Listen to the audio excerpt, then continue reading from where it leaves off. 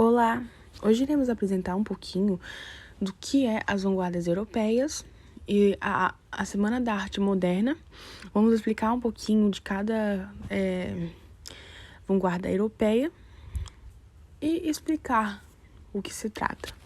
O nosso trabalho é Ana Vitória, Silviane, Rafaela Marinho e Jaqueline.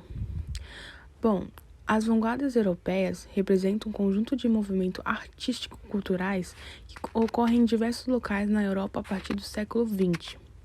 As vanguardas artísticas europeias que destacaram foram expressionismo, fauvismo, cubismo, futurismo e dadaísmo, e surrealismo.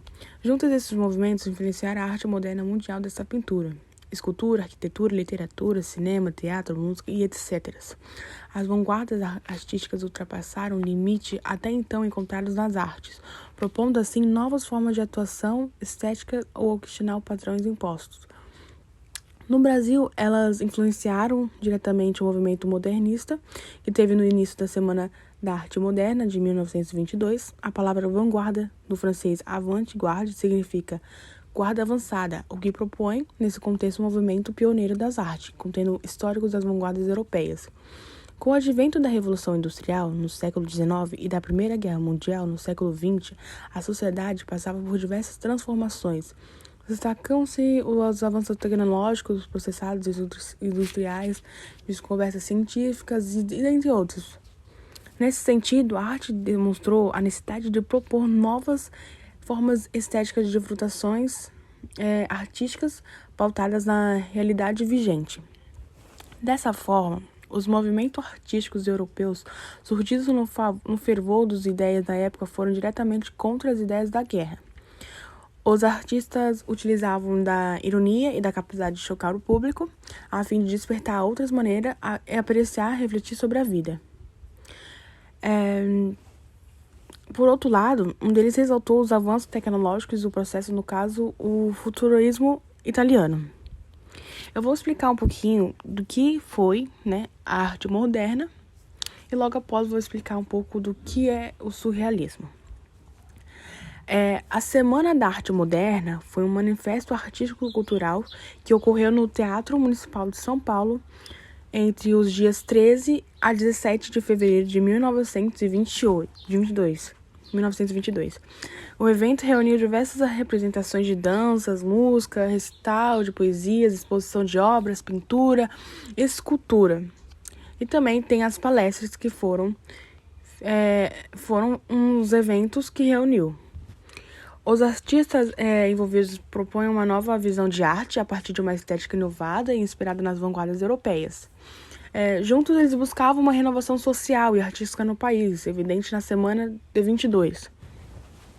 O evento chocou parte da população e trouxe à tona uma nova visão sobre os processos artísticos, bem como a representação de uma arte mais brasileira, e houve um rompimento com a arte acadêmica, contribuindo para uma mudança de estética para o movimento modernista no Brasil. Mário de Andrade foi uma das figuras centrais na Semana da Arte Moderna de 22. Ele teve o lado de outros organizadores, o escritor famoso Oswaldo de Andrade e o artista plástico Di Cavalcanti. Eu vou explicar um pouquinho do que é o surrealismo, de como foi, de quando ele existiu, explicar um pouquinho sobre ele. O surrealismo foi uma das vanguardas artísticas europeias que surgiu em Paris no século XX. Esse movimento originou-se em reação ao realismo e ao materialismo da sociedade ocidental. A arte surrealista não se retribuiu à pintura, de modo que também influenciou outras manifestações artísticas, a cultura, a literatura, o teatro e o cinema.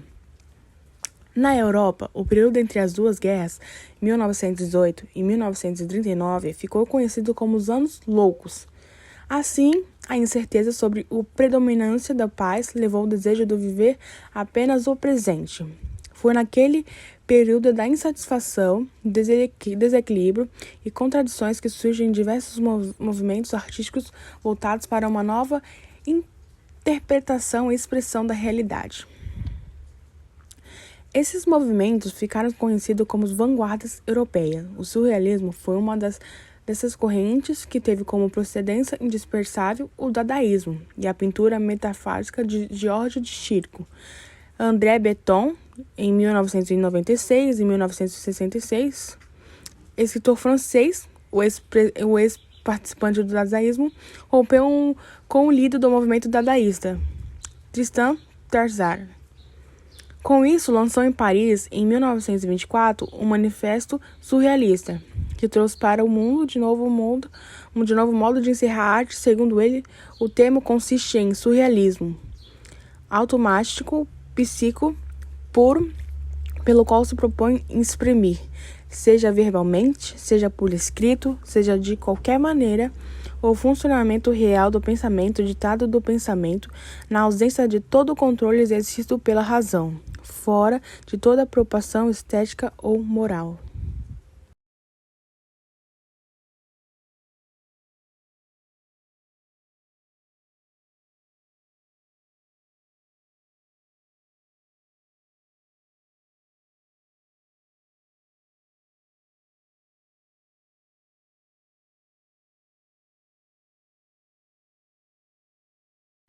O fauvismo ou fauvismo foi uma tendência artística associada à pintura, iniciado em 1901. Tinha como característica principal o uso de cores puras, sem misturas intensas nas telas. A corrente tinha como objetivo apresentar temas leves, serenos e que mostravam a beleza do cotidiano. Fauvismo é um movimento artístico vanguardista francês que surgiu no começo do século XX, conhecido principalmente pelo uso das cores fortes e puras, além de obras que fugiam das regras da realidade. O fauvismo foi a primeira vanguarda do século XX, no entanto, não era considerado um movimento organizado, pois, ao contrário do exemplo de outros movimentos artísticos, as obras de Van Gogh e Gauguin são algumas das principais referências do fauvismo, assim como a arte africana, em especial as máscaras, que tinham como principal característica as cores quentes e fortes. Os artistas do fauvismo não interpretavam a arte como uma ferramenta intelectual ou para expressar posicionamentos políticos. Os fauvistas apenas produziam subjetividades das emoções.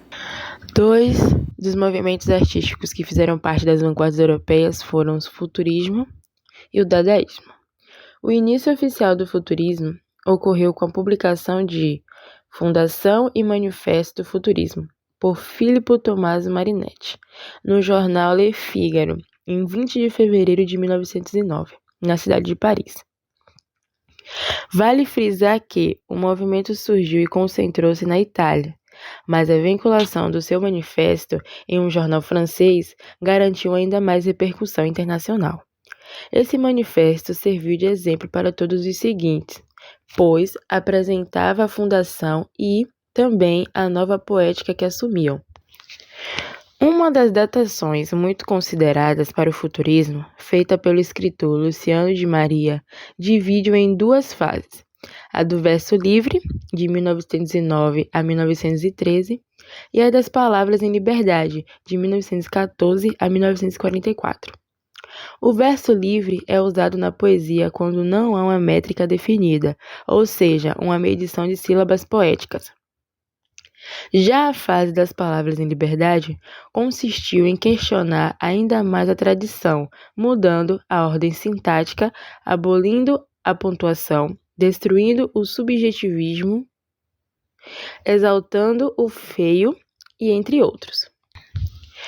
Pelo ano de fundação, fica claro que o futurismo, assim como as outras vanguardas, surgiu em um período de grande tensão no continente europeu, na ocasião da chamada Paz Armada, quando todas as principais potências preparavam-se militarmente para o início de um conflito que foi a Primeira Guerra Mundial, de 1914 a 1918. O fundador, Marinetti, até usou o movimento como propaganda do fascismo, quando se filiou ao Partido Nacional Fascista. O futurismo foi o principal movimento que influenciou o modernismo, que se desenvolvia no mesmo momento no Brasil, pelo antitradicionalismo e pela liberdade de forma e criação.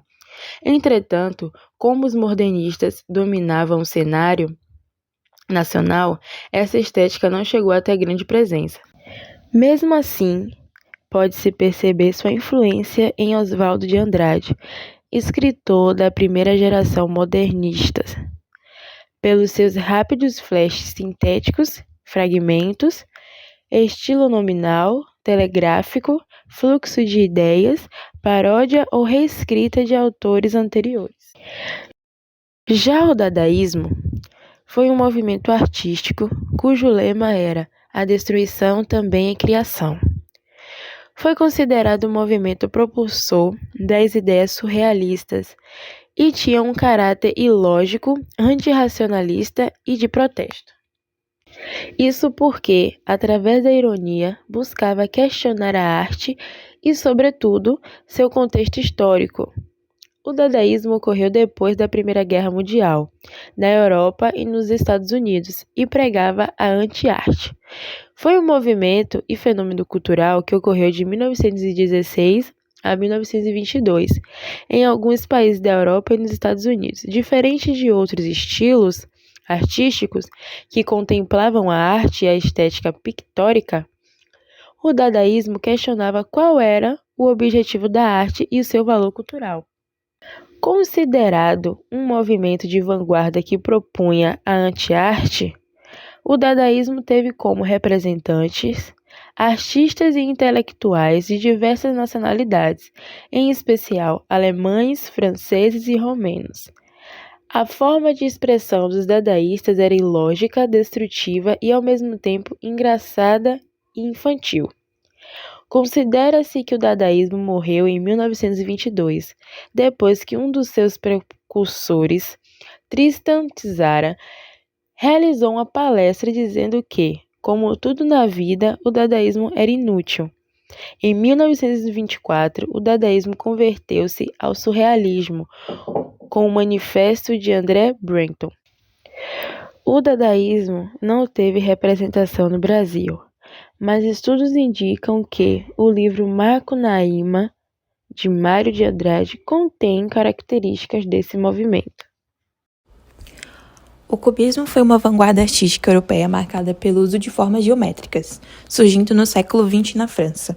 Esse novo estilo rompeu com os modelos estéticos que só valorizavam a perfeição das formas. Esse movimento pode ser considerado o primeiro a se caracterizar pela incorporação do imaginário urbano e industrial em suas obras. Abrangeu, sobretudo, as artes plásticas e influenciou a literatura. Origem do cubismo. O marco para o surgimento do cubismo foi em 1907, com a tela As Damas de Avignon, do pintor espanhol Pablo Picasso. Essa obra apresentava influências visíveis das esculturas africanas e das pinturas dos pós-impressionistas francês Paul Cézanne. Ao lado de Picasso, o pintor e escultor francês Georges Branque também foi um fundador do movimento cubista. Principais características do cubismo. Com o cubismo, teremos um tratamento geométrico das formas da natureza. Assim, elas passam a ser representadas pelos objetos em todos os seus ângulos no mesmo plano, constituindo uma figura em 3 dimensões. Predominam as linhas retas, modeladas basicamente por cubos e cilindros, dada a geometrização das formas e volumes. Essa técnica que renuncia à perspectiva, assim como ao claro e escuro, causa uma sensação de pintura escolórica. No plano conceitual, o cubismo pode ser considerado como uma arte que privilegia o exercício mental como maneira de expressão das ideias. Ao romper com a perspectiva consagrada das linhas de contorno, a natureza passa a ser retratada simplificamente. Isso permite maior abstração sobre os atributos estéticos da obra, ao mesmo tempo em que recusa a ideia de arte enquanto pura imitação da natureza. Sobre isso, Georges Branque afirmou: não se imita aquilo que se quer criar. Vale citar que esse estilo abandona distinções entre formas e fundo ou qualquer noção de profundidade. Os temas como naturezas mortas urbanas e retratos são utilizados pelos pintores cubistas como recursos para experimentar e criar baseados nas particularidades dessas vertentes. Fases do cubismo. O cubismo é dividido em 3 fases. Fase cezanista ou Cezania, 1907 a 1909. Também chamada de fase pré-analítica, o nome já indica que esse período foi caracterizado pela influência dos trabalhos dos artistas plásticos Paul Cézanne. Nessa fase, os artistas começaram suas experiências com as simplificações das formas e mais tarde passaram a representar as figuras dispostas em um mesmo plano. Era como se estivessem abertas na tela, vistas de frente para o público. Fase analítica ou hermética, 1909 a 1912. A fase analítica caracterizou-se pela cor moderada, acentuando-se tons de marrons, pretos, cinzas e ocres. Tal escolha das cores se deu pois o mais importante era a exibição de tema fragmentado, dispostos em todos os ângulos possíveis. Esse esfacelamento das formas chegou a níveis tão elevados que, ao final, as figuras acabaram por se tornarem irreconhecíveis. Fase do cubismo cinético, 1912. O cubismo cinético caracterizou-se pelas cores mais fortes e um retorno ao figurativo, na medida em que buscou tornar as figuras reconhecíveis novamente, mas sem voltar a um tratamento realista. Nessa fase, passa-se a empreender o método colagem, fixando objetos reais na tela com pedaços de madeiras, vidros e metais. Além disso, introduziram recortes de jornais com palavras e números. Esses recursos eram utilizados a fim de extrapolar os limites das sensações visuais que a pintura insinua, explorando os sentidos do tato também. Cubismo e ciência. No início do século XX, houve uma admirável convergência de saberes e interesses de vários campos do conhecimento.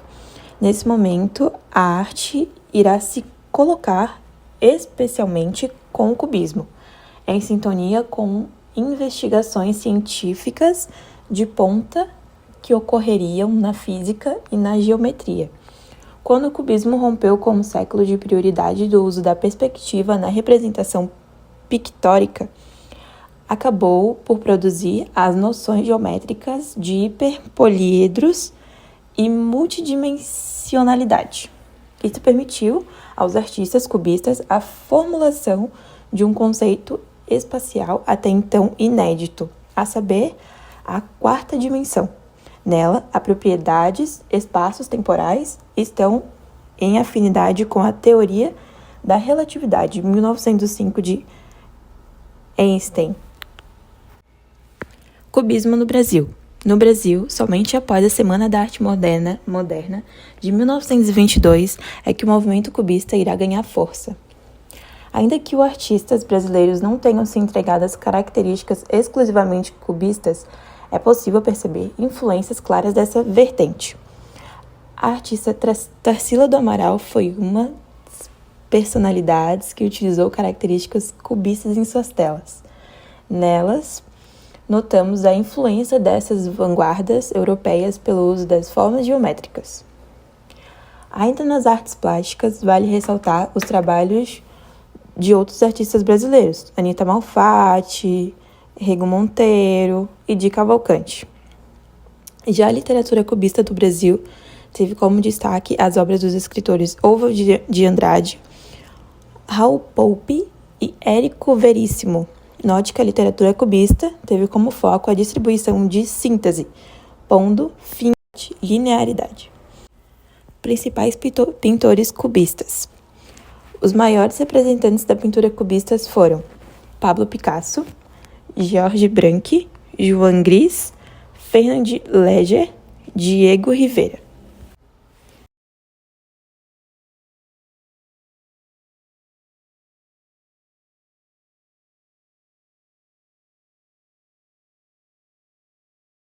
E é isso. Muito obrigada por assistir o nosso vídeo. Espero que tenham gostado. E é isso. Tchau!